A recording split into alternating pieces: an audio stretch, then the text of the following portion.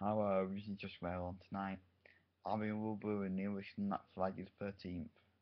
Now, this film came out in 1980, and it was directed by Cunningham and written by Victor Miller, and it stars Betsy Palmer, Adrienne King, Be- Harry, Crosby, and Kevin Bacon and Glenn Williams' first film, so it gets a really bad. This is a great film, but it has got its flaws, and it's not as good as Halloween. Halloween beats it by tons because it's so expensive. It starts we it starts off in a flashback back to 1958 to a camp campsite called Camp Crystal Lake in New Jersey, and teenagers are having counselors are having a sing along during the fire with a guitar. Now, two of the counselors, Barry played by Louis Nelson and Claudette Deborah Hayes, go off in the barn to have sex, but just as the undressing, on unseen assailant, the, the, the, the young couple witnesses someone watching them, a saint watching them. Barry tries to explain, but is stabbed in the stomach. Well, we don't know what Claudette tries to escape into the attic, but it doesn't actually work and she dies off screen. And then we're introduced to the present day, and I'm not actually sure 1979 and 1980. I go 1980, and we're introduced to a young backpacking counselor called Annie played by Robbi Morgan, and she's a little bit bubbly and happy. She's gone to new stuff in life, and she goes into a cafe, a restaurant, for directions to the campsite.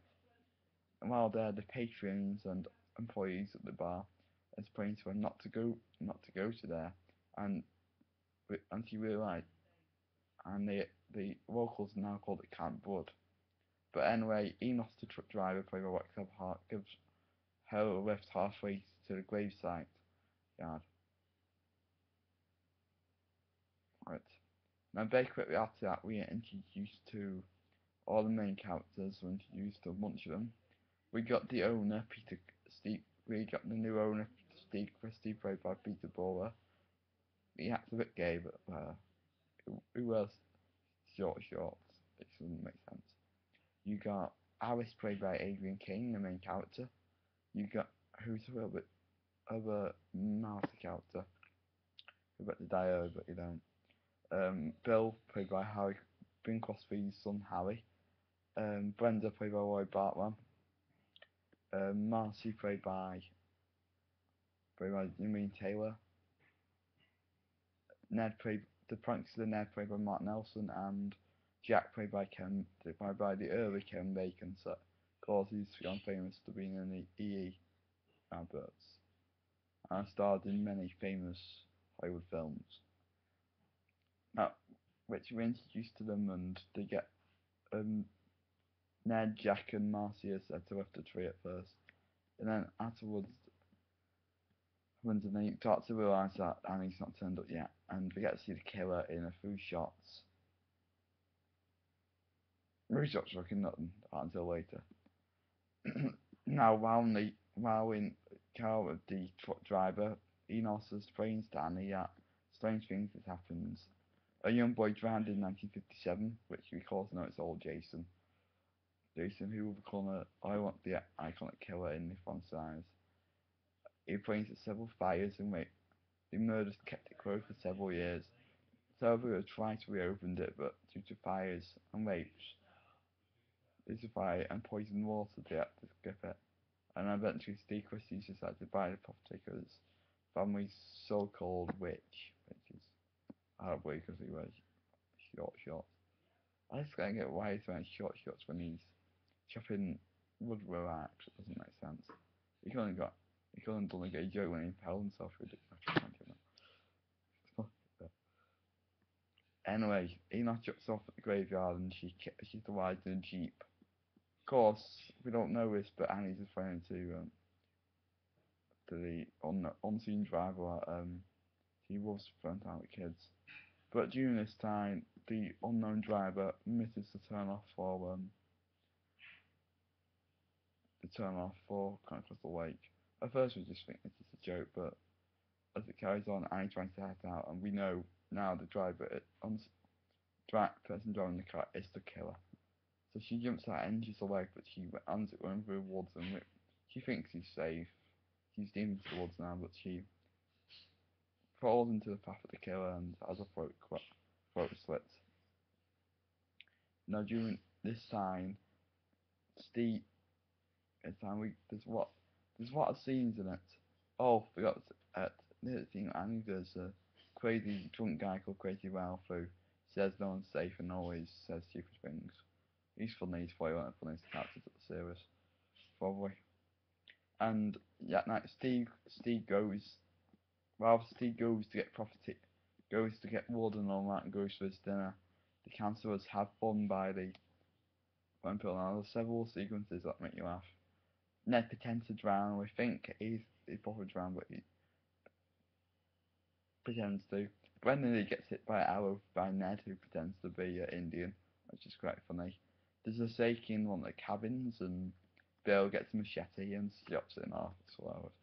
And we also get Grey out of town and they're all doomed, and you got a stupid lucky police officer called Officer Duke who just takes all right. But after all that happens, things start down and Storm goes into the horizon.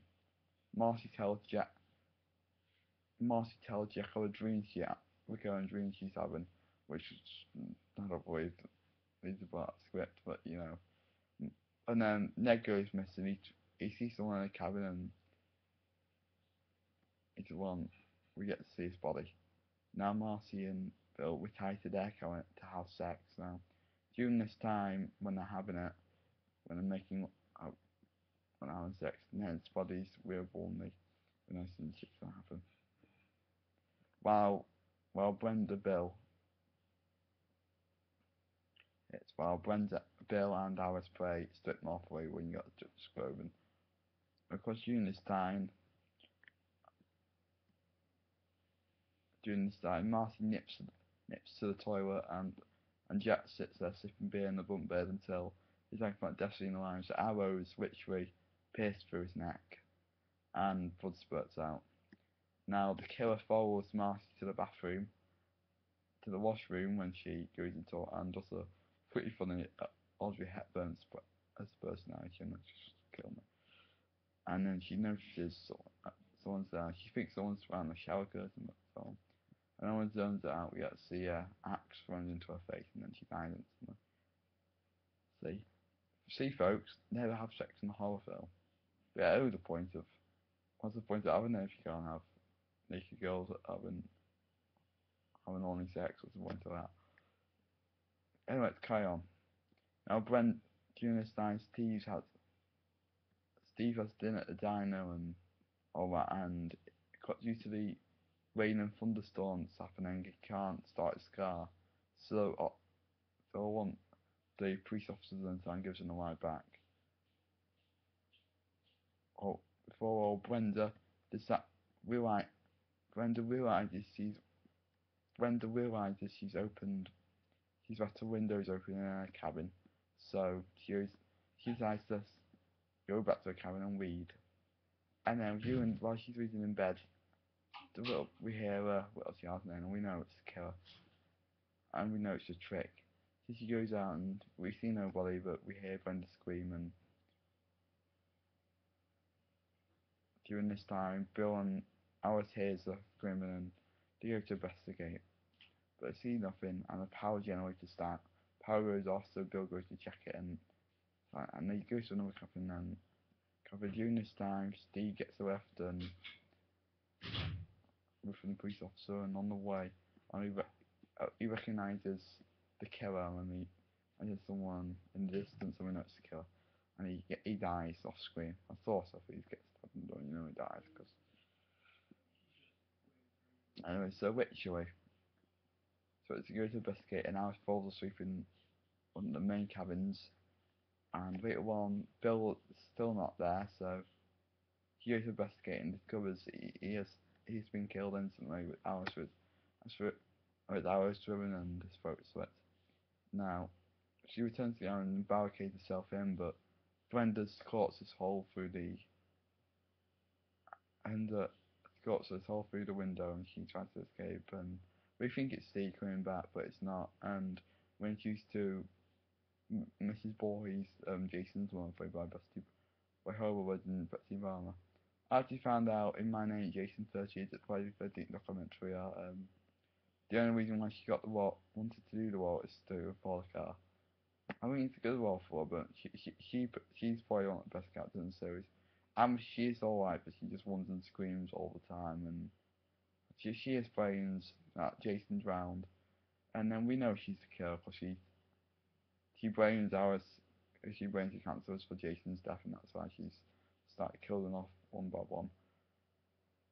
So the hard fight, and Alice knocks her out with a frying pan. And we think she escapes, and then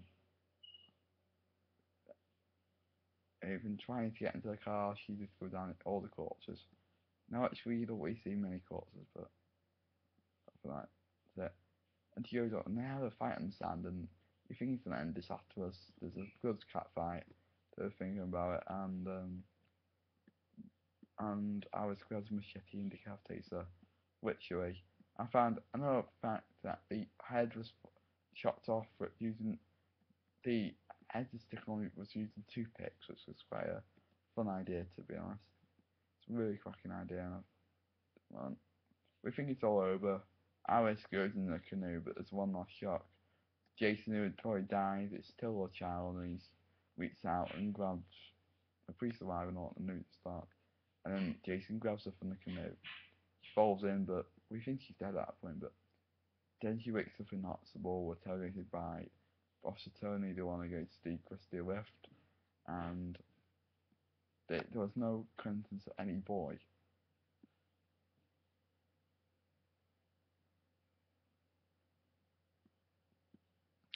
Any boy there. And this way Alice knows that she's still alive. Friday the 13th, Friday the 13th, a good movie. It's probably a good first time, 1980s was excellent. And the reason why it's so good, it was distributed by a main company, well, some by Warner Bros. Over here, but Paramount's the main holder. It's a good film, there's a good plot line, and there's a lot of good deaths, and the acting's alright. I mean, it's not one of the best acting you've seen in a while. Betsy Palmer probably pulls off the best acting in the whole movie, but apart from that, it's a good, simple movie. I give it 8 out of 10.